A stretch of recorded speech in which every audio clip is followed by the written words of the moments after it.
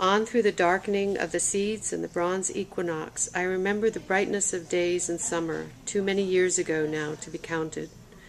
The cotton-white glare floating over the leaves. I see that it was only the dust in one sunbeam,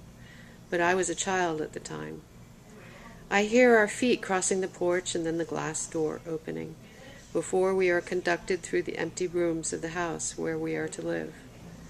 That was on a day before I was 9, before the lake and the water sloshing in the boat, and what we heard about refugees, and before Billy Green explained to me about sex, and I saw my first strip mine, and before the war, and before the sound of train wheels under me when the leaves were still green, before the word for autumn. That was before Ching and Gypsy, and the sun on the kitchen table with the window open, before the deaths by bombing, by sickness and age,